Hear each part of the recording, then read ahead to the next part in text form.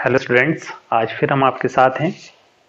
देखिए, आज हम पढ़ेंगे जो आपके अवयवी कण होते हैं वो किस तरीके से क्रिस्टल में व्यवस्थित रहते हैं, उनकी पैकिंग कैसे की जाती है, कैसे पैकिंग उनकी होती है, उनके बीच में लगने वाले जो आकर्षण बल हैं वो किस प्रकार से लगे होते हैं जिसकी वजह से वो एक दूसरे से जुड़े रहते हैं।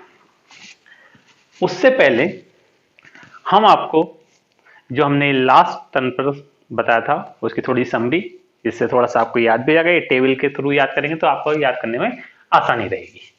उसमें सबसे पहले देखिए crystal system, number of atoms per unit cell, मतलब कि एक सेल में, एक यूनिट सेल में, एक कोष्ठिका में टोटल नंबर ऑफ परमाणु संख्या कितनी होती है। दूसरा relation between R and A. R क्या है यहाँ पर? रेडियस ऑफ एटम, और ये ए क्या है? एज लेंथ, कोर की लंबाई, एक कोष्ठिका के कोर की लंबाई। उसके बाद है ये पैकिंग एफिशिएंसी, संकुलन क्षमता। बॉइड्स, तो बॉइड्स क्या है? देखिए, जो आपके एटम्स अरेंज होते हैं उनके बीच में जो स्पेस, खाली स्पेस होता है, ठीक है, उस स्पेस को हम बॉइड्स कहते हैं। क्या कहते हैं? बॉइड्स। अगर हम यहां से स्टार्ट करें क्रिस्टल सिस्टम से, क्रिस्टल सिस्टम में आपके तीन तरह की आपको यूनिट सेल पढ़ाई गई थी। Simple unit cell, body centred unit cell, और आपका तीसरा था फेस सेंटर्ड यूनिट सेल। तो सबसे पहले देखिए simple unit cell.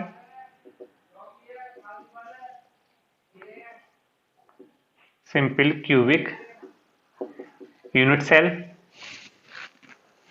Simple cubic unit cell, इसमें नंबर ऑफ एटम्स कितने होते थे? 1। कैसे बनते? आपको पता था कि जितने भी एटम्स होते हैं कहां होते हैं? कॉर्नर्स पर। क्या होते हैं ये? कॉर्नर्स पर। इसके बाद ए आर में क्या रिलेशन था? आपको पता था ए equal to 2r।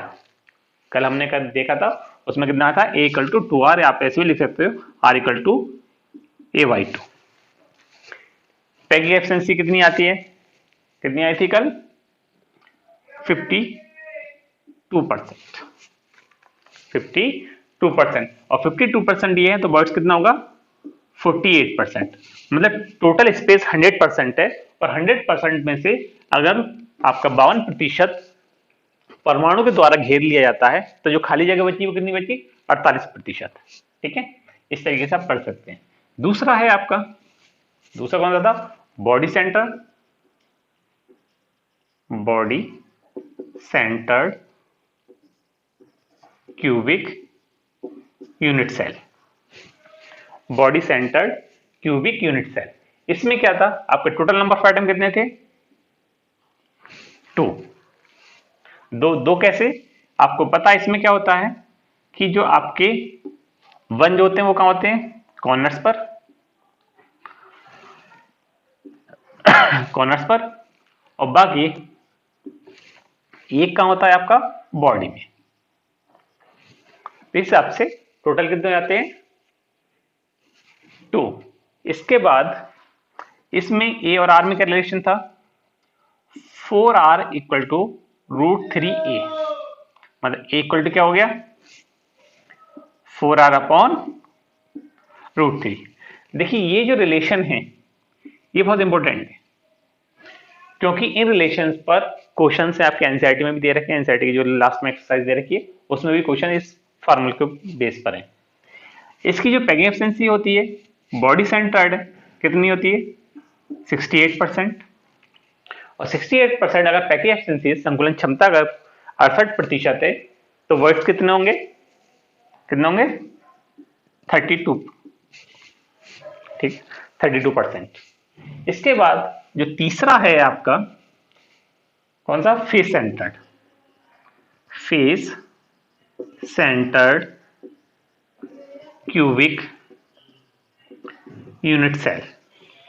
Face centred cubic unit cell, इसमें टोटल नंबर ऑफ एटम्स कितने होते हैं? 4। 4 कैसे? आपको पता है कॉर्नर्स पे तो होंगे, कॉर्नर्स पर तो होंगे। कॉर्नर्स के अलावा कहां होंगे? कॉर्नर्स के अलावा आपके फेसेस पर। कहाँ होंगे? फेसेस पर। अब ये देखिए फेसेस पर जो आते हैं टोटल 6 फेजेस होते हैं 1/2 का, उनमें शेयरिंग होती है, तो टोटल एटम आते हैं 3 और 1 इसका कितना हो गया 4। इसमें ए और आर में रिलेशन क्या होता है? 4r इक्वल टू √2a, मतलब a equal to 4r upon √2, या आप इसको ऐसे भी लिख सकते हो a इक्वल टू 2√2r। ये रिलेशन है आपका A और R में, किसके लिए? FCC के लिए। FCC मतलब face centred cubic unit cell. इसकी पैकिंग एफिशिएंसी कितनी होती है? 74%, कल आपने देखा था। ठीक है, इसके बाद ये आपका जो बर्ड्स है, बर्ड्स कितने बचे? 26%। कितने बचे? 26%। तो इस टेबल को अगर आप ढंग से याद करें तो याद करने में भी आसानी रहेगी, क्योंकि एक पूरी आपने जितना पढ़ा था उसका एक छोटे से उसमें समराइज कर दिया गया एक टेबल में। ठीक है, तो इसका आप स्क्रीनशॉट ले लीजिए। इसके बाद अब हम स्टार्ट करते हैं close packing.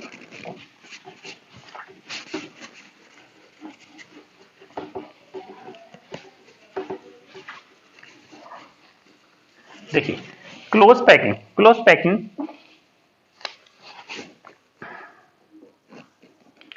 Close packing, close packing means इसको हिंदी में बोलते हैं निबिड संकुलन। निबिड़ संकुलन, क्लोज पैकिंग, मतलब ये जो आपके कांस्टेंट पार्टिकल्स होते हैं, मतलब अवयवी कण होते हैं, वो किस तरीके से अरेंज होते हैं, वही आपकी पैकिंग कहलाती है। इसमें सबसे पहले एक होता है आपका कोऑर्डिनेशन नंबर,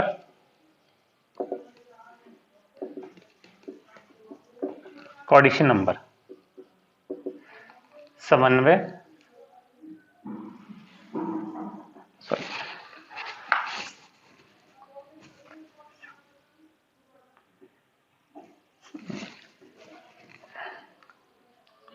उप सह संयोजन संख्या, उप सह संयोजन संख्या या कोऑर्डिनेशन नंबर, या हम इसको समन्वय संख्या भी कह सकते हैं। समन्वय संख्या इस होती क्या है?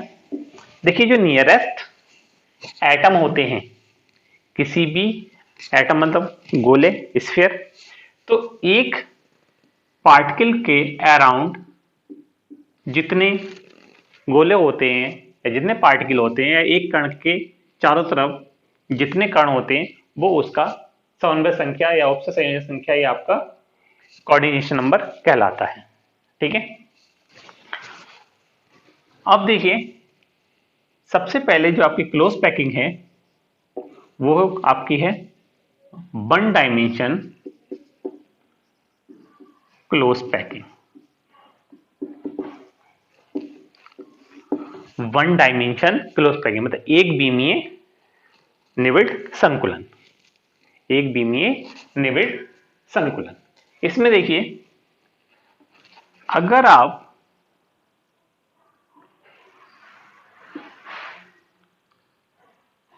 ये एटम है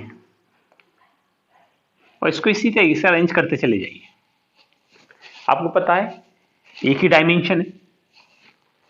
ठीक है, 1 डायमेंशन है, एक बीमीय है। इसमें अगर आप देखें किसी भी एटम को, अगर आप देखें जैसे मान लीजिए इस एटम को आप देखिए, ये कितने एटम से जुड़ा है? 2 से। किससे? एक ये एक ये। तो किसी भी एटम, कोई भी एटम जितने एटम से जुड़ा होता है वो उसकी कोऑर्डिनेशन नंबर कहलाता है।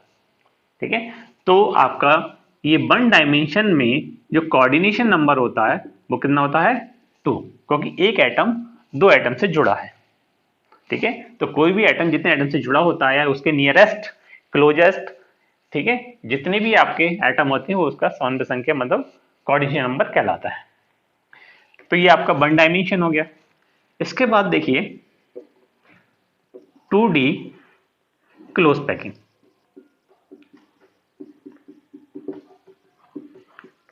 द्विविमीय निबिड़ संकुलन, द्विविमीय निविड संकुलन। इसमें क्या होता है कि ये आपका मेनली दो प्रकार से होता है। एक आपका 2D, 2D तो है ही फिलहाल, इसमें लिखिए स्क्वायर क्लोज पैकिंग, ठीक है, और एक है आपका हेक्सागोनल, ठीक है, क्यूबिक क्लोज पैकिंग। तो स्क्वायर और हेक्सागोनल दो प्रकार की होती है। तो स्क्वायर में अगर आप देखें, ये आपके गोले मतलब स्फीयर है, एटम है। इसमें ये दो प्रकार कैसे, इसमें जैसे आपने एक जैसे वन डायमेंशन वाली आपने जैसे लगा दी, उसके बाद उसी के बराबर में वैसे ही आपको लगानी है, जैसे आप स्ट्रक्चर में देख रहे हैं।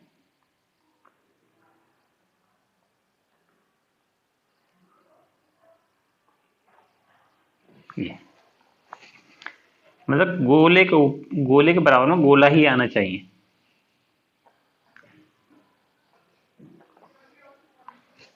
ये अगर आप देखें कोई सा भी, अगर आप गोला देख लें, क्योंकि ये तो बहुत बड़ी स्ट्रक्चर होगी क्रिस्टल की, अगर ये तो मैं छोटा सा ही बनाया, तो अगर आप जैसे मान लीजिए इसको देखिए, ये कितने गोलों से अटैच है, 1 2 3 4। इसका मतलब यह है कि इसका जो कोऑर्डिनेशन नंबर होगा वो 4 होगा। मैंने ये बताया कि किसी भी क्रिस्टल में एक एटम के अराउंड जितने भी एटम होते हैं, जितने टचिंग एटम होते हैं, जितने एटम से वो जुड़ा होता है, टच में रहता है, स्पर्श करता है, वो उसका कोऑर्डिनेशन नंबर कहलाता है। क्या कहलाता है? Coordination number. तो ये आपका कौन सी हो गई? Square close packing. Square close packing का क्योंकि अगर आप देखेंगे इन बिंदुओं को अगर आप मिला दें तो ये क्या बन गया? स्क्वायर बन गया। क्या बन गया? स्क्वायर। तो स्क्वायर क्लोज पैकिंग है। स्क्वायर क्लोज पैकिंग में जो आपका कोऑर्डिनेशन नंबर समन्वय संख्या होती है वो आपकी 4 होती है। अब देखिए hexagonal close packing. Hexagonal close packing को आप कैसे देखेंगे? इसमें वैसे ही आप, अब इसमें क्या करना, इसमें क्या करा था आपने, इसके नीचे ही आपने एटम लगाया था, ठीक है, लेकिन इसमें ऐसा नहीं करना। इसमें क्या करना, ये बीच में जो जगह है ये आपको यहां लगाना है।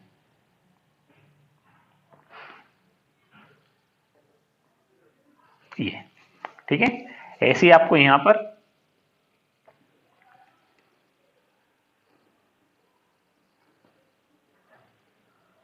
ऐसे आपको यहां पर ये, ठीक है,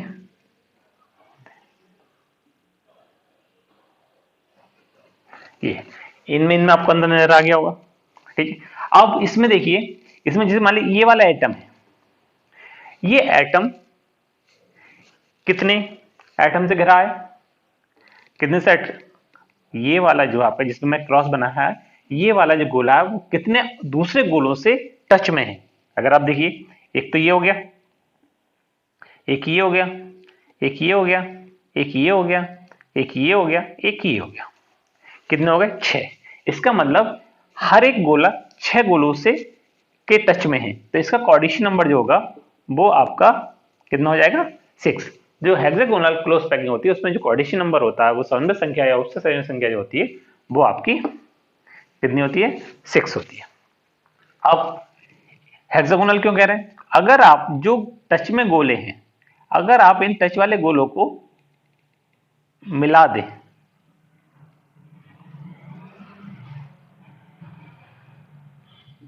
क्या बन गया? ये हेक्सागोनल, ठीक है, षटकोणीय, ठीक है, षटकोणीय बन गया, हेक्सागोनल बन गया ये आपका।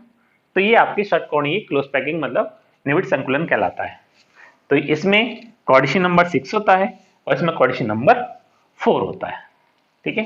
तो इसमें आप फिलहाल आपको एक तो समरी तैयार करिए, समरी नोट डाउन करिए, उसको करिए। उसके बाद जो आपका क्लोज पैकिंग है, क्लोज पैकिंग में आपका वन डायमेंशन सिंपल सा एक लाइन में, लेकिन ये टू डायमेंशन कैसे कि अगर आप एक डायमेंशन ये हो गई, एक डायमेंशन ये हो गई, ठीक है। ऐसे इसमें एक डायमेंशन ये हो गई, एक डायमेंशन ये हो गई। इसमें भी अगर आप लेयर्स की बात करें, ये बराबर बराबर, तो इसमें ये सारे ए टाइप के हैं, ये रो एक ही प्रकार की हैं, लेकिन यहां अलग है। ये ए है, ये बी है, ये ए है, ये बी है। ये बी टाइप की होगी, ये और ये वाली, ये दोनों सेम है, और ये दोनों सेम है। तो ये ए टाइप की हो गई और ये बी टाइप की लेयर्स हो गई। ठीक है, आज इतना ही रखते हैं।